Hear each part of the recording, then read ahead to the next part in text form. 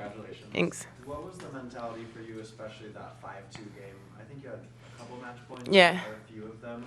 What did, after that Mhm. slip through your fingers, what were you telling yourself, and how happy were you to cross the finish line? Yeah, I think in those match points, I was like, just get the ball in, and I think that was the wrong mentality. And then the service game, I just told myself, just close how you know how to close, which is hitting your spots and going for your shots, and that's what I did. So yeah, I think it was two different mentalities, and obviously one was more successful than the other. So I think I'll have to keep that one going forward when I have many more matches like this where I need to close in these tight moments.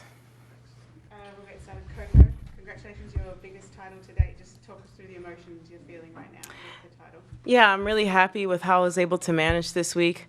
I got a huge win yesterday and a big one today. Carolina, she's not an easy player. It's really good to see her back at the top. I think she's one of the most talented players on tour, and I'm sure that she's going to keep making strides on this level. Okay, if you'd like the first question, please. Hermione? Congrats, Coco. Thanks. You said on court that there's been times when at night you were crying and trying to figure out, how to improve. Just wondering, what has that been like, particularly, come to terms with, I guess, how to improve, but also kind of understanding that you're still on the right path, and what has it been like improving? Yeah, for me it was just like difficult because I knew what I needed to improve, and then I was going in practice and I was working on it, and it just wasn't translating into the matches, and it still can get a lot better. The things that I want to improve, I mean, for me the biggest things was my serve, forehand, and return, and today I really won it off of breaking serve. To be honest, I wasn't really serving as good as I did against Iga, and I don't know if it was nerves. I wasn't really that nervous, to be honest. I think also a combination of the long match yesterday, so yeah, I wasn't serving as well, but I think that's what makes a champion is, how you're doing on your days you aren't feeling so great, and I'm glad I was able to push through. Ask you a tennis question. So if, a 10 is Coco's very best, what would you rate today in this week to that 10? Today, probably like a 6. To be honest, I was not serving that well. Yeah, but mentally a 10. I mean, my biggest weapon was not working, and I was still able to manage. And overall this week, I would say probably about an 8 or 9. I mean, I played probably a 9, yeah. I think honestly today, like level-wise, was our worst match. I think Carolina might say the same. I was looking at her match. I don't know if she came before you guys, but I was looking at her matches this week, and it was tough. I think physically we both were feeling the impact of yesterday. I think for me, I was just able to persevere a little bit more in that final push. I've been asking players about the future of this tournament, and you said out on court that you would like to see it stay in Cincinnati. Mm-hmm. Can you describe what it is about this city that makes this tournament so special?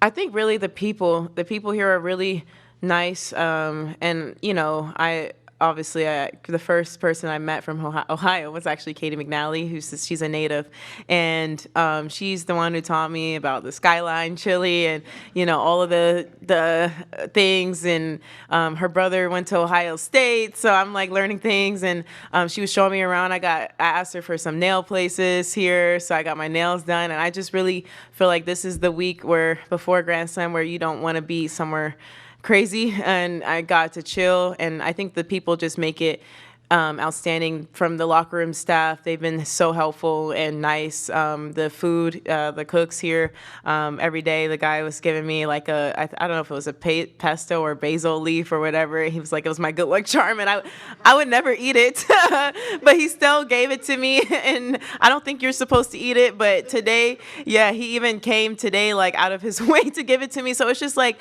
little interactions like that just make it worth it as a player, and I truly think people see you as a person more here than so a player. I feel like, people see me on TV and they just see me on court, but I think for here, just, they never ask for photos or anything, and they really just care. So I think that's what it means for me staying in Cincinnati.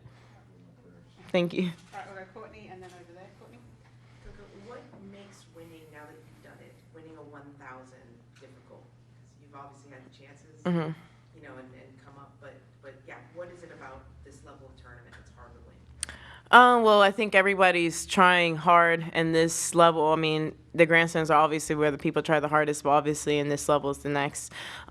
This like the schedule, like playing back-to-back tough matches is tougher sometimes, I feel like, than in a Grand Slam in many moments because you don't have that day in between.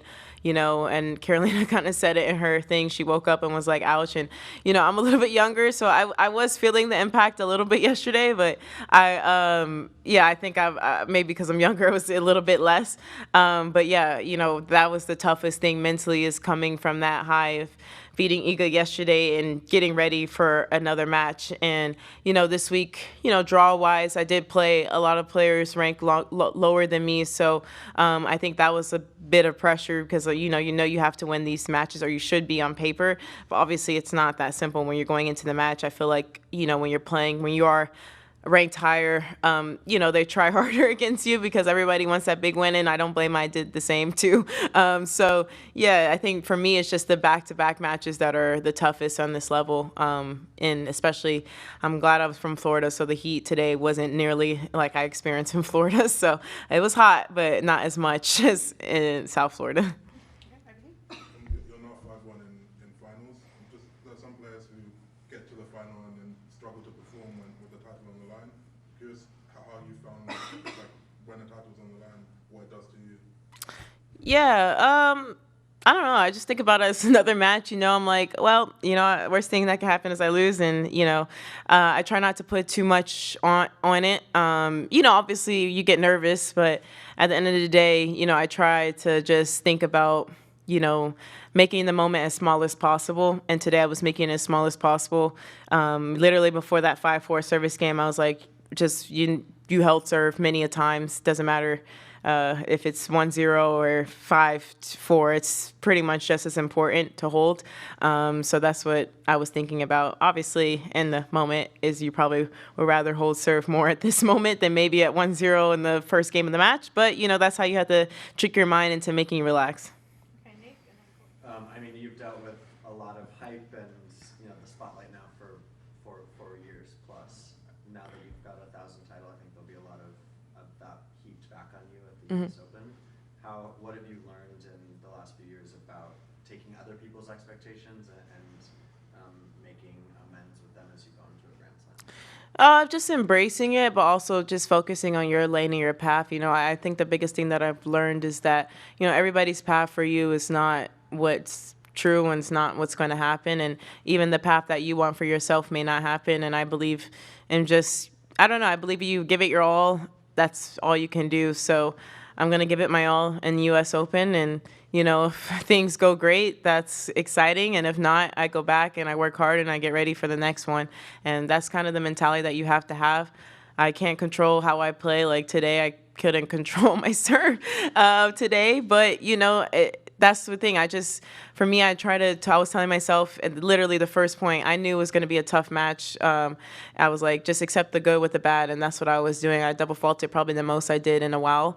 And I was like, that's accepting the good with the bad and just keep persevering. I can't, so that's what I'm going to do in US Open. I think this match really taught me a lot, really just for the next, maybe my whole career. This gentleman at the back, yeah. How you doing, Coco? My name is Owen Davis. I'm the sports editor for the Cincinnati Herald, Oh. Cincinnati's Black Weekly. Mhm. Your journey is such inspiration to many of us in the Black community. How do you feel about being an inspiration, and especially a team inspiration?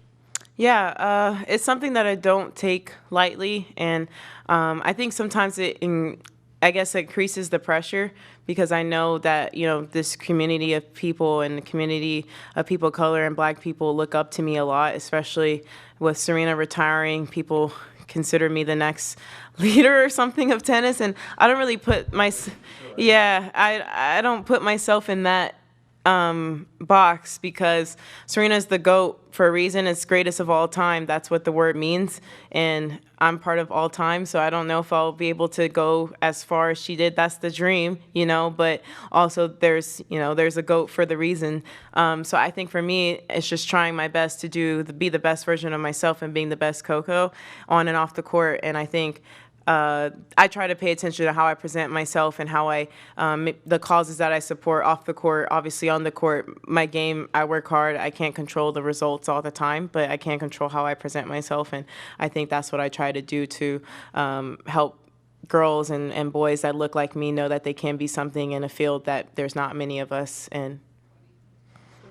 You've spoken in the past about, being from a family of educators, Mhm. like your extended family and mom.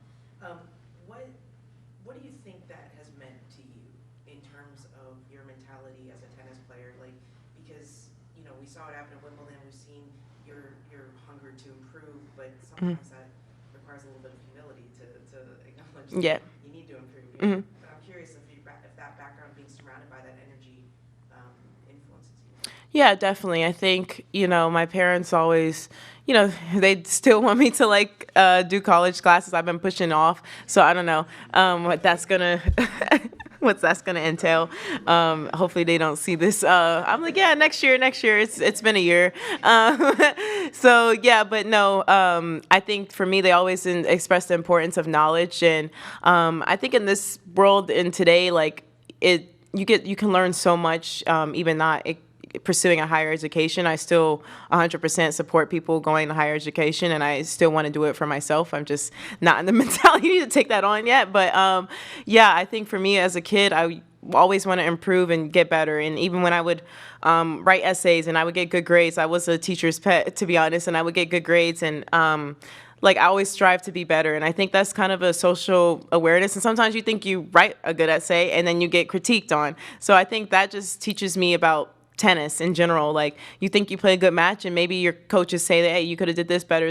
You can't be hard-headed and you can't be stubborn. You have to say, you know what, you're right. And I haven't spoken to my coaches about the match, but I know they're going to say a lot of things today, and I'm going to accept the things that they say. But my family always stressed the importance of looking for yourself and almost like a 3D type of view, looking at yourself from the outside, because that's what's really when you can learn yourself. If you only stay within you, you won't be able to learn. So I think that's the biggest thing. And yeah, my dad told me that college taught him a lot of discipline and stuff and all that. And he's instilled that into me. I think I learned that more on tennis, to be honest. But, school taught me that I have interests outside of tennis. And I think that was the biggest thing that my parents wanted me to continue in school, was because it made me realize that I'm much more than a tennis player, and that was the biggest learning experience, that I have the potential to be successful in other things outside of tennis.